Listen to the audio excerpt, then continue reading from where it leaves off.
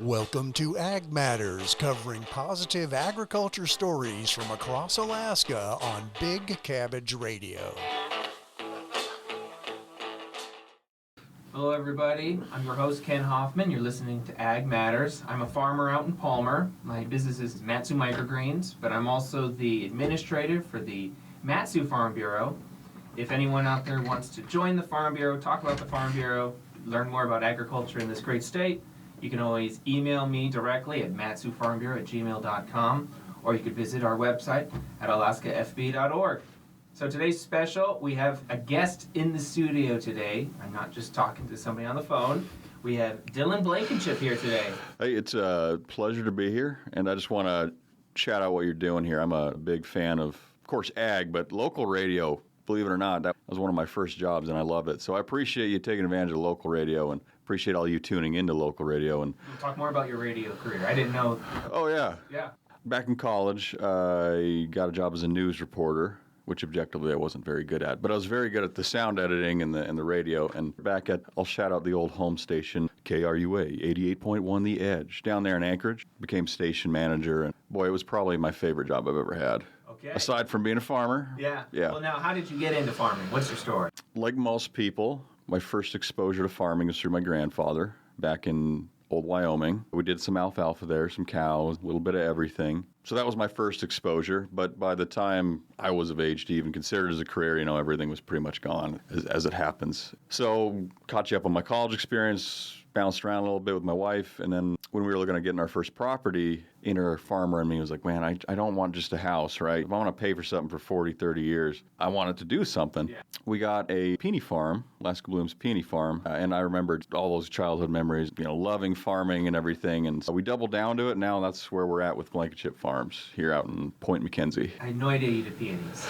I did. I don't anymore, but I did about an acre of peonies, about 3,000 of them. I did the whole farmer market circuit. That's what I was talking about, farmer markets. I loved it, but I'll be honest, I do about 1,000 acres of hay, and that is less work than 1 acre of peonies. You can use tractors, you can have machines, and you do peonies? I do not. Okay, but as peony farmers, I'm sure you've talked to, you got to touch them every day, 4 times a day. And I'm a market gardener. Yeah. I market garden, and yeah, it's okay. A lot of hands-on. Right, not tractor powered. Yeah. Okay, well then, how did you get into the hay?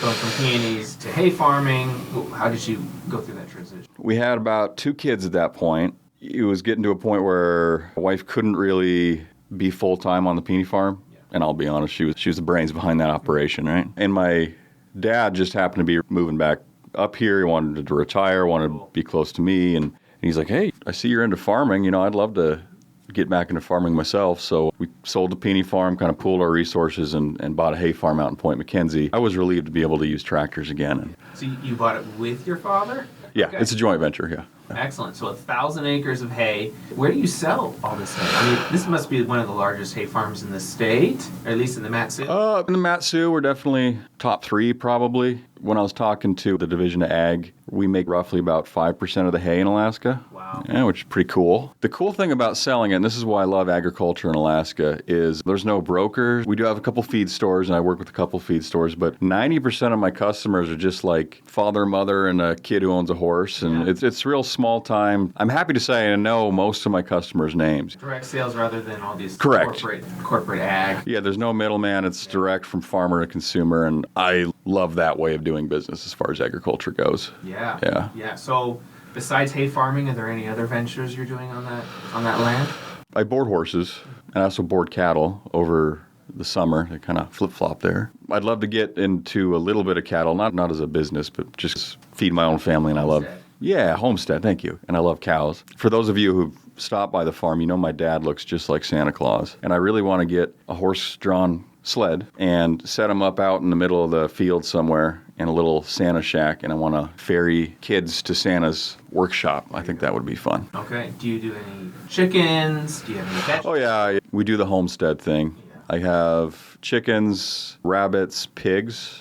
Birthed my first pig this spring. That was an experience. We have a cow. She should be calving here in February.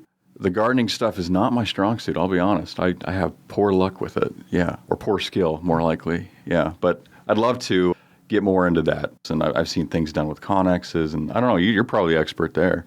Well, I don't know if I'm an expert, but that's what I've experienced Yeah. with. I mean, when it comes to animal husbandry, that's beyond. Hey, I'm still learning too because I don't know much about animal husbandry at this point. I'm a plowboy, not a cowboy for sure. That pig busted out of the pen the day it was given birth. We spend all day looking for it. It's in the middle of the woods, and there's no moving her. She's given birth at that moment. But that's why I love ag in this state, because I was able to call up another farmer, and what do I do? And I had to end up assisting manually, which I hadn't done with a pig before, which was interesting. But successful. Everyone was healthy. 10 piglets. Okay. In fact, if you were at the state fair, 2 of those went to the petting zoo. All right. Well, talk us through the hay production. I know nothing on hay production. What does it look like? What are you fertilizing fields? When are you mowing? What does that look like for people that maybe want to get into hay production, don't know anything about it? What is your advice? First thing is, I will give my experience, but it will definitely vary by microclimate. Like here in Palmer, you guys usually get 2 cuttings. Point Mac, I might be able to. Is it too wet? It's too cold. You guys get your summer, believe it or not, like just a week or 2 before we do, and that's enough. So it starts up pretty much as soon as the fields are solid enough to drive heavy equipment on, which is usually around May. And that's when we go out and we fertilize.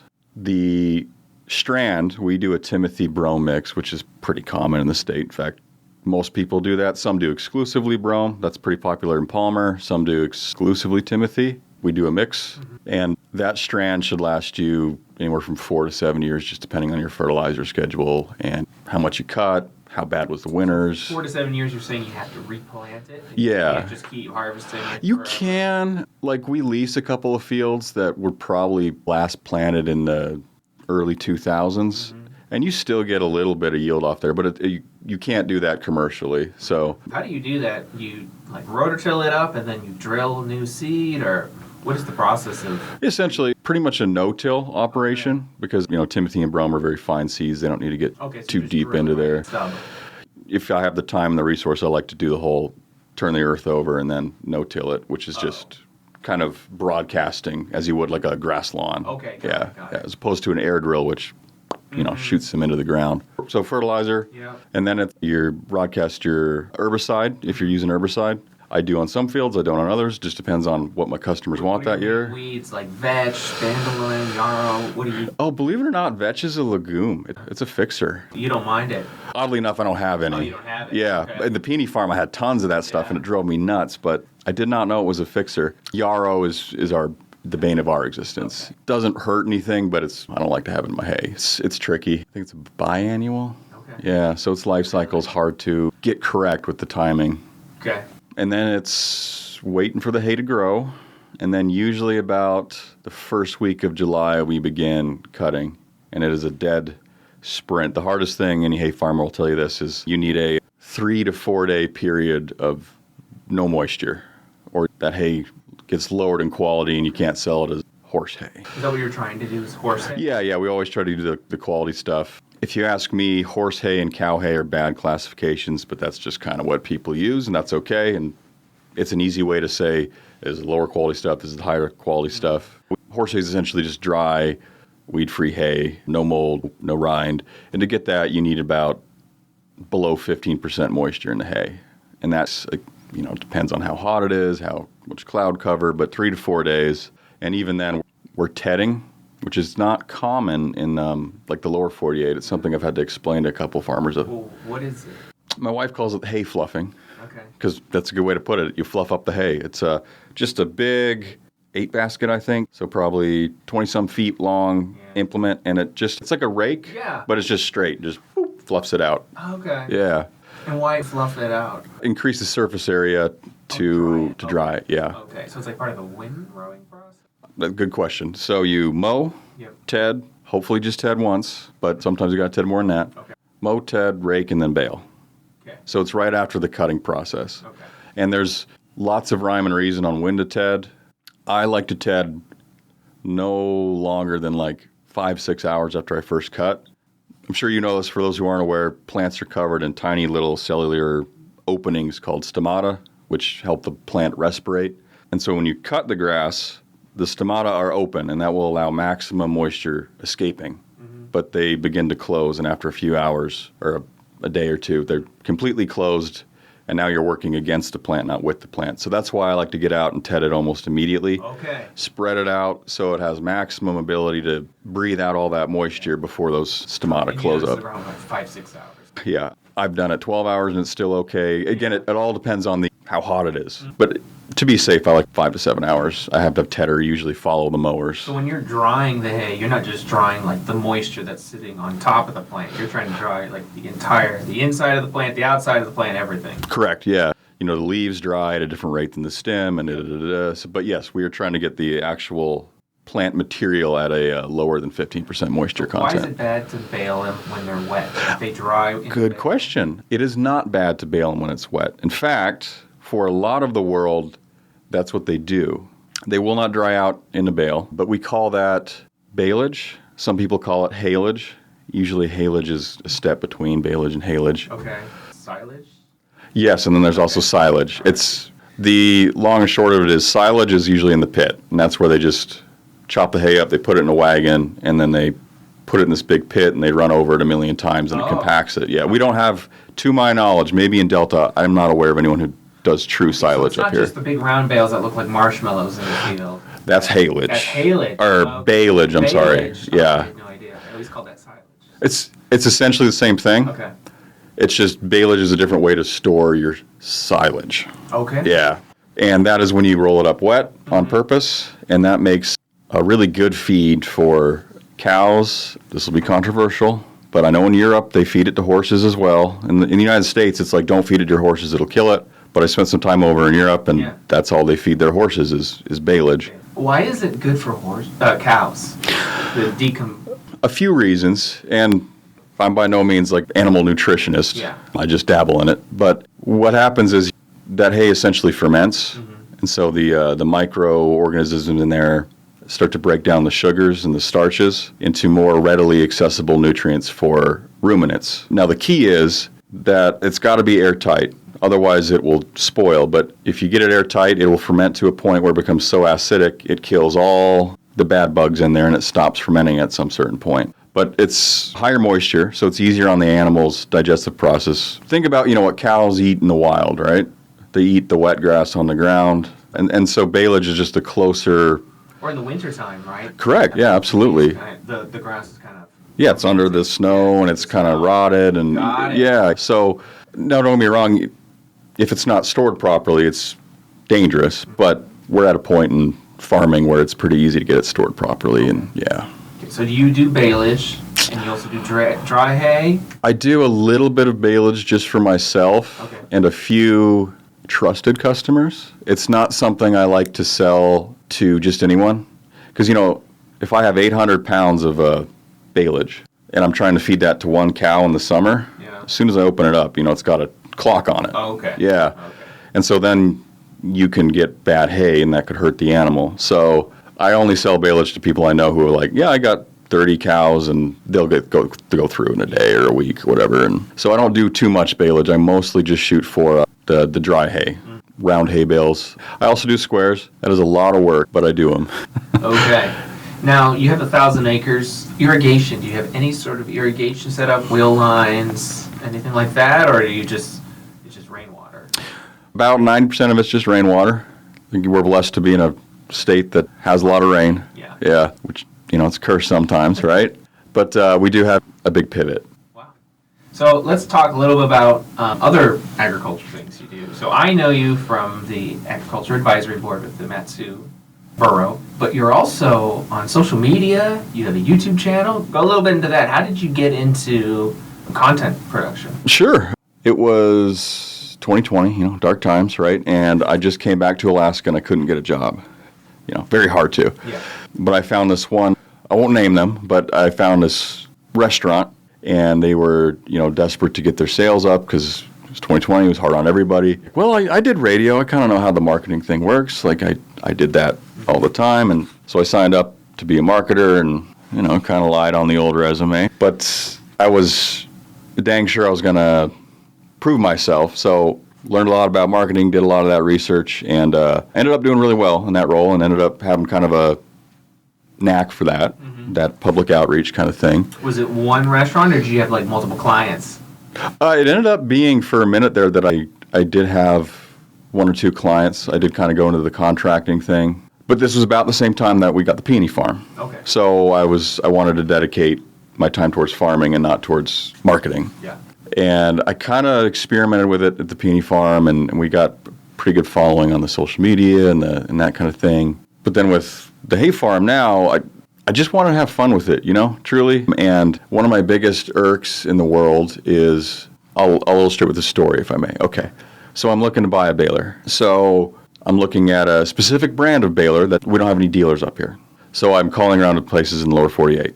And I call up a dealer in some state. I always start it with, hey, this isn't a prank call. Like, I would use a dealer in my state, but I don't have a dealer in my state, so I'm just curious on pricing. I'm in Alaska. I want a baler. And most people were fine with that, but this one guy's like, well, what the expletive do you need a baler for in Alaska? And I'm like, Farming. excuse me, yeah, like what else would I need a baler for? So that's kind of my irk, is like people don't think of farming when they think of Alaska. Yeah.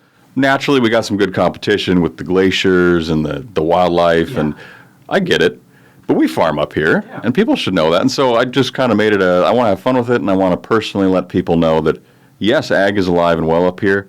And in fact, I think there's some things about our agricultural industry up here that I think the lower 48 could emulate a little bit and learn some lessons from. So that's how I kind of got into social media and the YouTube, and I just wanted to, one, have fun with it, and two, hey, we're in Alaska and we farm and we're having a great time doing it.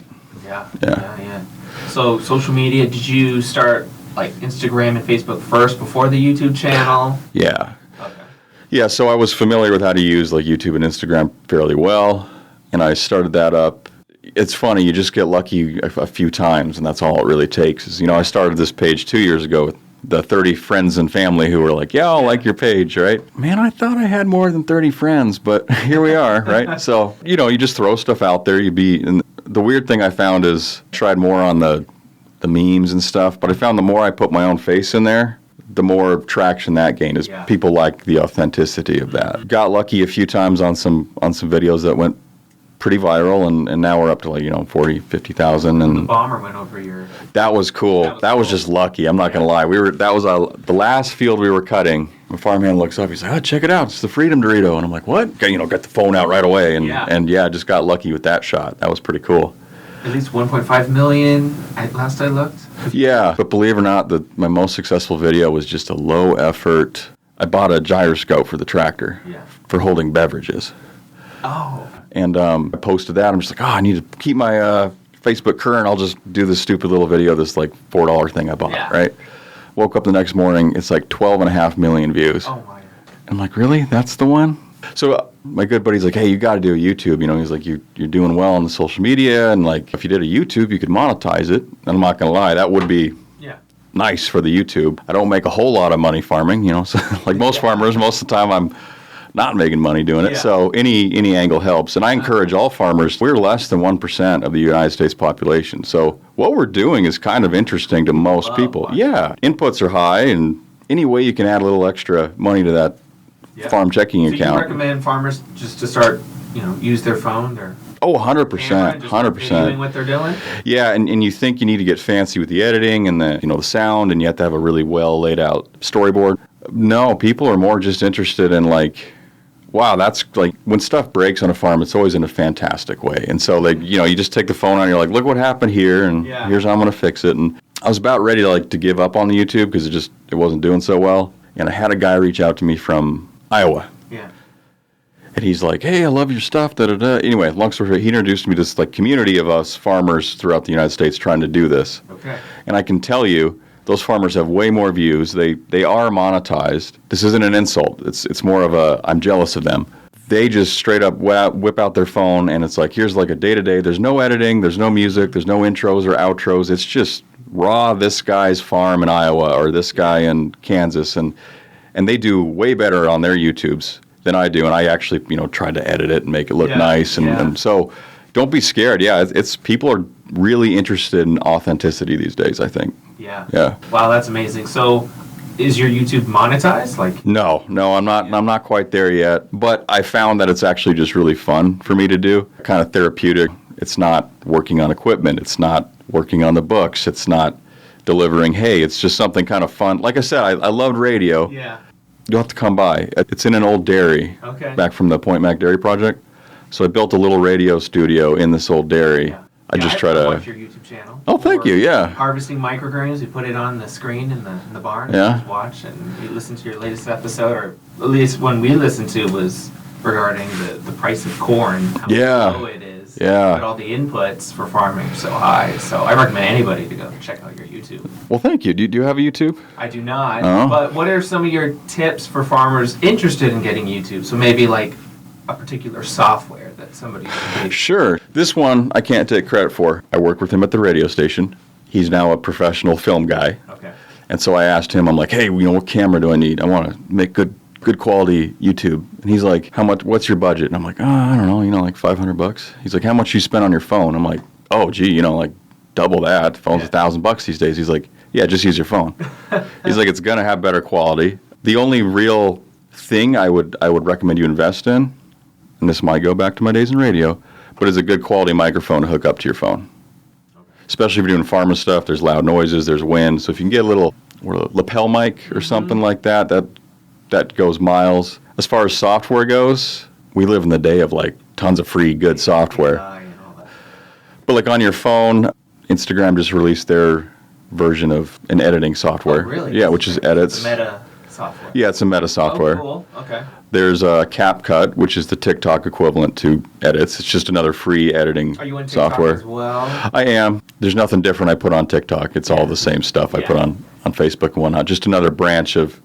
But that's another tip, is if you're already making the content, it only takes 2 more seconds to post it to your TikTok and your Instagram and your YouTube and your Facebook. Yeah. It's a little annoying, but you only got to get lucky once. So you might as well quadruple your odds, so to speak. Does it help your hay sales? Do you find that useful? It's interesting. That's a very good question. I don't know if I have the answer. That's why I started this, was a lot of farmers. I see great farmers. They know what they're doing, but I see their biggest struggle is usually marketing. I have the opposite problem. I'm pretty good at marketing, but I'm still learning how to do the whole farm thing. Always will be. So I started this as kind of a way to digitally market for hay sales. And those first 2 years, I think it really helped. But then I found out people were more interested in the story and not necessarily like, okay, I'm a hay farm. Of course I have hay for sale. Think about like your favorite restaurant. Do you follow them on Facebook and what are they posting? Are they posting like, here's the specials for today? Or is it the chef talking about why this is his favorite dish and how he cooks it, right? And I think it helps the hay sales, but not in a direct way, more of an indirect way where it's brand awareness, right? Yeah.